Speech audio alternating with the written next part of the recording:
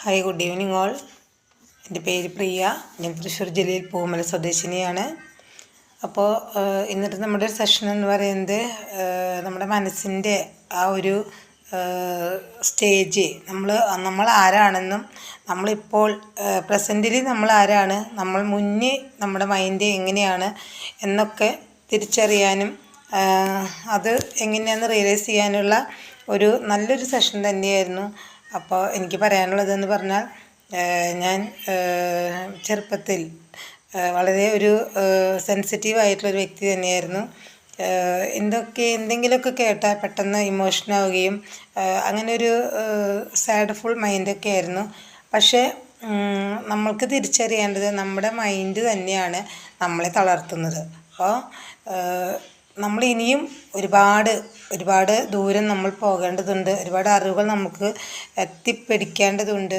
നമ്മുടെ മനസ്സിനെ നമ്മൾ ധൈര്യമാക്കി മാറ്റി നമ്മളെ തിരിച്ചറിയാനായിട്ട് സാധിക്കണം.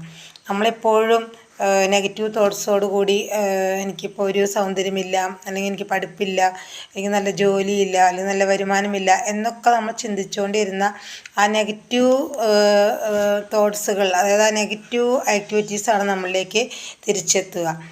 നേരെ മറിച്ച് നമ്മൾക്ക് നല്ലൊരു പോസിറ്റീവായിട്ടുള്ള മൈൻഡ് ക്രിയേറ്റ് ചെയ്യാൻ സാധിച്ചാൽ, അതായത് വി ക്യാൻ ഡു എനിത്തിങ്, അത് നമുക്ക് എല്ലാം നമുക്ക് സാധിക്കും.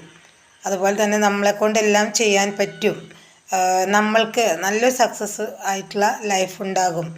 നമ്മൾ ആ ലക്ഷ്യം കാണും. നമുക്ക് നല്ലൊരു എന്താ പറയുക, നമുക്ക് അത്രയ്ക്കും നല്ലൊരു പവർഫുള്ളായിട്ടുള്ള ഒരു ഫ്യൂച്ചർ ഉണ്ടാകും. അങ്ങനെ ഒരുപാട് പോസിറ്റീവായിട്ടുള്ള ചിന്തകൾ നമ്മളിലേക്ക് എത്തിയാൽ നമ്മൾക്ക് തീർച്ചയായിട്ടും വിജയം നമ്മുടെ കൈപ്പിടിയിൽ ഒതുങ്ങും.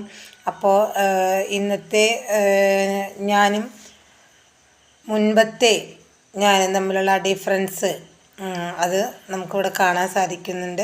അപ്പോൾ ഇതാണ് എനിക്ക് പറയാനുള്ളത്.